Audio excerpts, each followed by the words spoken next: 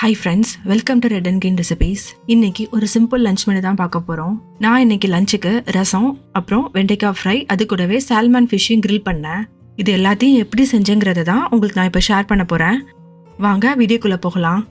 நான் முதல்ல ரசம் வைக்க தான் ஸ்டார்ட் பண்ணேன். நான் எப்போதும் ரசம் வைக்கும் போது ஒரு பேனில் தண்ணி ஊற்றிட்டு அது கூடவே தக்காளி பழமும் புளியும் சேர்த்து ஒரு 10 நிமிஷத்துக்கு மீடியம் ஃப்ளேம்லேயே வச்சு கொதிக்க விட்டுருவேன்.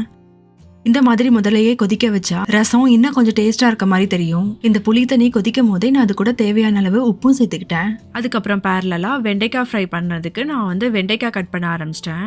அனஃபுக்கு 2-3 வெஜிடபிள்ஸ் தான் பிடிக்கும். அதில் வெண்டைக்காயும் ஒன்று.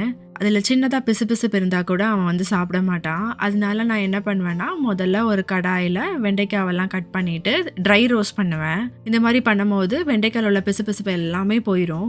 இது என்னோட அம்மா சொல்லி கொடுத்தது தான். நான் மேரேஜுக்கு முன்னாடி நான் எங்கள் அம்மா செய்கிறத பார்த்து இப்போ நானும் அதே தான் ஃபாலோ பண்ணுறேன். வெண்டைக்காயில் உள்ள பிசுபிசு போகிற வரைக்கும் நான் ரோஸ்ட் பண்ணிகிட்டே தான் இருப்பேன். அதுலேயே பாதி அளவுக்கு வெண்டைக்காயும் வெந்துடும். நான் இப்போ ரசத்துக்கு மசாலா ரெடி பண்ண ஆரம்பிச்சிட்டேன். அப்பப்போ நான் வெண்டைக்காயும் வதக்கி விட்டுட்டு தான் இருந்தேன். ரசத்துக்கு 1 டேபிள் ஸ்பூன் அளவு மிளகு, 1/2 டேபிள் ஸ்பூன் ஜீரகம், அப்புறம் ஒரு 10 கருவேப்பிலை, அது கூடவே ஒரு 1/2 டேபிள் ஸ்பூன் அளவுக்கு தேங்காய் பூவும் போடுவேன். இது எல்லாத்தையும் நல்லா மையாக அரைக்க மாட்டேன், ஒரு ஃபைன் கோஸாக தான் அரைச்சி எடுத்துப்பேன். வெண்டைக்காய் உள்ள பிசுபிசுப்புலாம் போனதுக்கப்புறம் நான் எடுத்துட்டேன். ரசம் நல்லாவே கொதிச்சிருச்சு, அதனால நான் அதை நல்லா ஃபில்டர் பண்ணிட்டேன்.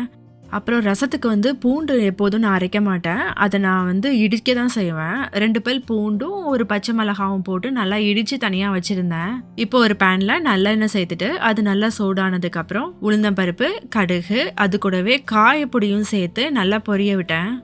இப்போ அது கூட பூண்டும் பச்சை மிளகாயும் சேர்த்துட்டு பூண்டோட பச்சை வாசம் போகிற வரைக்கும் நான் வதக்குனேன். அது கூடவே ரசத்துக்காக அரைச்சி வச்சிருந்த மசாலாவையும் ஒரு 1/2 நிமிஷத்துக்கு தான் வதக்குவேன். எல்லாம் நல்லா வதங்கினதுக்கப்புறம் நான் கொதிக்க வச்சு ஃபில்டர் பண்ணி வச்சிருந்தேன்ல புளி தண்ணியையும் சேர்த்துட்டேன்.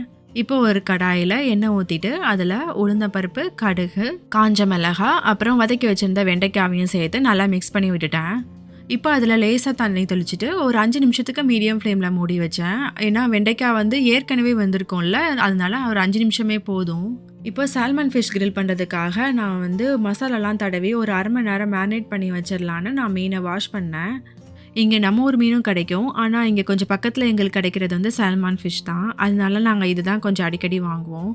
இப்போ ரசம் ரெடி ஆயிடுச்சு. ஒரு கொதி வந்தோடனே நான் ஸ்டவ் ஆஃப் பண்ணிவிட்டு மல்லி இலையை போட்டுட்டு நான் ரசத்தை எடுத்துட்டேன். அப்புறம் கிரில் ஃபிஷ் பண்ணுறதுக்காக மசாலா ரெடி பண்ணுறதுக்காக நான் கொஞ்சம் உப்பு, அது கூடவே வத்தத்தூள், கொஞ்சம் மிளகு தூள், அப்புறம் சோம்பு தூள், அது கூடவே கொஞ்சமாக கார்லிக் பவுடர் சேர்த்துப்பேன். கார்லிக் பவுடருக்கு பதிலாக நீங்கள் 2 பல் பூண்டை கூட இடித்து கூட சேர்த்துக்கலாம். அதோட ஃப்ளேவர் ரொம்ப நல்லாயிருக்கும். அப்புறம் அது கூட லைம் ஜூஸும் கொஞ்சம் எண்ணெயும் சேர்த்து நல்லா மிக்ஸ் பண்ணிவிட்டு ஒரு 1/2 மணி நேரத்துக்கு நான் ஃப்ரிட்ஜ்லேயே வச்சிட்டேன். இப்போ வெண்டைக்காய் ரெடி ஆயிடுச்சு. நான் அது கூட கொஞ்சம் உப்பும் மிளகு தூளும் சேர்த்து நல்லா மிக்ஸ் பண்ணி விட்டுட்டு ஸ்டவ் ஆஃப் பண்ணிட்டேன். நான் எப்போதும் வெண்டைக்காய் போட்டு பண்ணுற எந்த டிஷ்க்குனாலுமே நான் முதல்ல வெண்டைக்காவை ஒரு 5 நிமிஷத்துக்கு நான் வதக்கிப்பேன். அதுக்கப்புறம் தான் நான் பண்ணவே ஆரம்பிப்பேன்.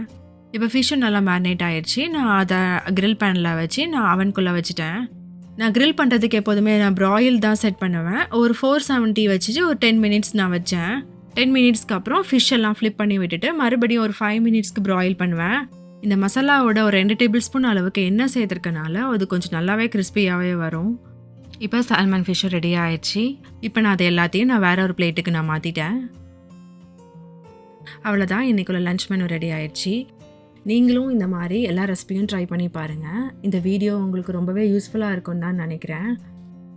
இது வரைக்கும் யாரும் சப்ஸ்கிரைப் பண்ணலன்னா சப்ஸ்கிரைப் பண்ணுங்கள். இந்த வீடியோ உங்களுக்கு பிடிச்சிருந்தா லைக் பண்ணுங்கள், ஷேர் பண்ணுங்கள், கமெண்ட் பண்ணுங்கள். பாய்.